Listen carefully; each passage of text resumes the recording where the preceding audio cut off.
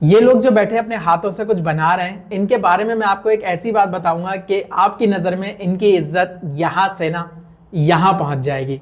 अस्सलाम वालेकुम, मेरा नाम वकार सिद्दीकी है और आज मैं हूं हो ची minh सिटी में। और यहां पर मैं एक टनल्स के टूर के लिए जा रहा था कि रास्ते में बगैर हमको बताए, ऐसा हमसे कोई वादा नहीं किया गया था, हमसे कहा नहीं गया था, हमारी बस एक जगह जाके रोक दी। थोड़ा सा स्लम वाला एरिया था वो, ऐसा जहां पे बहुत ज्यादा आबादी नहीं थी और एक बहुत ही ग्रीन ग्रीन सी जगह थी, उसके बीच के अंदर हमारी बस आके रुकी। और जब हम बस से उतरे तो हमने देखा कि वहां सिर्फ हमारी बस नहीं है बल्कि बहुत सारी टूरिस्ट बसेस सब वहां आके रुकी हुई थी। तो उसने बताया कि ये जो एरिया है यहाँ पर हैंडीक्राफ्ट्स बनते हैं। हमने कहा ठीक है। अब जब हम उस एरिया के अंदर एंटर हुए तो मुझको बहुत सारे ना अंडे के छिलके रखे हुए नजर आए। मैंने सोचा शायद यहाँ पर कोई आमलेट का आर्ट बनता होगा, लेकिन फिर मुझे पता चला कि यहाँ पर अंडे के छिलकों से पेंटिंग्स बनाई जाती हैं। Yes, paintings. और सिर्फ इसमें अंडे के छिलके नहीं होते बल्कि ये लोग सीपियों का इस्तेमाल करते हैं। और मैंने शायद अपनी जिंदगी में पहली दफा इतनी बड़ी बड़ी सीपियां देखी। उस लड़की ने हमको बताया कि इन सीपियों में असली और नकली की क्या पहचान होती है। अगर आप सीपी को लाइट के नीचे करेंगे ना तो वो बहुत सारे रंगों में चमकने लगेगी। तो अगर वो बहुत सारे रंगों में चमक रही है, इट मींस कि वो असली सीपी है। तो हमने कहा थैंक यू सो मच, आपने हमारी मालूमात में इजाफा किया। लेकिन अभी तक ना मुझे समझ नहीं आ रहा था कि हम यहाँ पर आए हुए क्यों हैं। वो मुझे तब समझ आई जब मैंने वहां पर बड़ा बड़ा एक बोर्ड लगा हुआ था, जो पता नहीं मैंने पहले क्यों नहीं पढ़ा था। उस पर लिखा हुआ था हैंडीकैप हैंडीक्राफ्ट्स।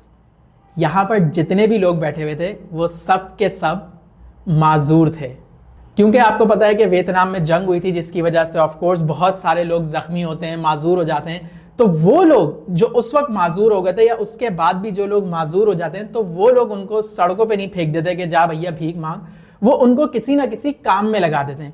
तो उन्होंने ये जो पूरी फैक्ट्री बनाई हुई थी हैंडीक्राफ्ट्स की, इसके अंदर जितने भी वर्कर्स थे वो किसी ना किसी तरह माजूर थे। तो जब ये पता चला तो दिल में बहुत ज्यादा उनके लिए इज्जत बढ़ी और तरस भी आने लगा कि है इनके पास तो कोई काम नहीं है, इसलिए बेचारे यहाँ बैठ के कर रहे हैं। लेकिन जिस वक्त मैंने उनका काम देखा, मतलब वो उन पे तरस नहीं खाया हुआ था, वो लोग वाकई इतने ज्यादा स्किलफुल थे। यार, अंडे के छिलके को ऐसे तोड़ के शेर बनाया जा सकता है। और वो जो एक वियतनाम का कैप है ना, ये वी करके, इसको कुछ कहते हैं, मुझे नाम नहीं याद, वहां पे जब था तो मुझे पता था, इस हैट को कुछ कहते हैं। उस हेड की इतनी सारी वेरिएशंस की ड्राइंग थी।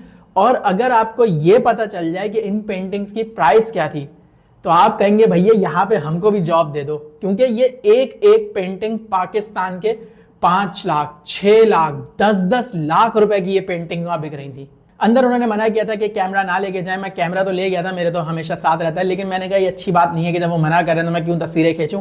लेकिन इतना खूबसूरत उन्होंने अंदर शोरूम बनाया हुआ था। ये जो बाहर सारी चीजें बन रही थी वो अंदर ही शोरूम में लगी हुई थी, जहां पे आप जाके खरीद सकते हैं। और अगर आपको कोई चीज पसंद आ जाए, क्योंकि वो आप जहाज में तो वापस लेके नहीं आ सकते अपने साथ, तो आप उनको बता दें कि भाई ये हमने खरीद लिया, उनको पैसे वैसे दे दें, वो आपके घर पहुंचा देंगे। वियतनाम में ये चीज मैंने बहुत देखी कि ये लोग सीपियों से ना बहुत ज्यादा खेलते हैं। सीपियों से मोती निकालते हैं, सीपियों के जो कवर्स होते हैं उनसे ये पेंटिंग्स बना रहे होते हैं। मैं एक और गया था जहां पे सीपियों का पूरा फार्म था, उसकी स्टोरी मैं इंशाल्लाह आपको फिर कभी सुनाऊंगा, वैसे उसके ऊपर मैं रील बना चुका हूं।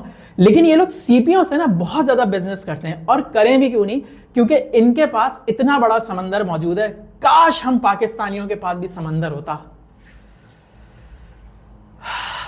तो बहरहाल ये एक पूरा टूर तो नहीं था, लेकिन एक बड़े ट्रिप में से हमने एक छोटी सी चीज निकाली थी जो उन्होंने हमको दिखाई, और उसने मुझे बहुत मूव किया जब मुझे पता चला कि यार ये सब हैंडीकैप्स हैं। और मैं हमेशा इस बात का बहुत बड़ा बिलीवर हूं कि अल्लाह ताला ने कोई भी इंसान बनाया है और अगर उसको किसी एक खास स्टेट में रखा हुआ है तो ऐसा नहीं हो सकता कि उसकी माशरे में जगह ना हो। ऐसा नहीं हो सकता कि अगर वो अल्लाह की जमीन पे है तो अल्लाह ने उसका रिस्क बाइज्जत तरीके से ना लिखा हो।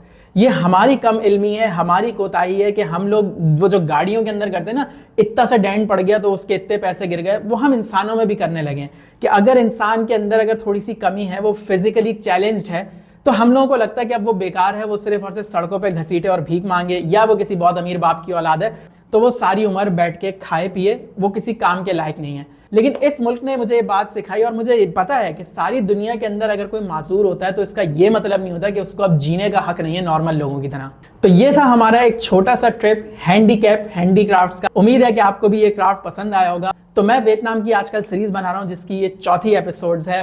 बाकी सारी वीडियोस मैं पिछले 4 दिन में डाल ही रहा हूँ, तो आप वो भी देख सकते हैं। कल जो मैंने वियतनाम की वीडियो डाली थी वो यहाँ आ रही होगी, आप जरूर देखिएगा, आपको बहुत अच्छी लगेगी।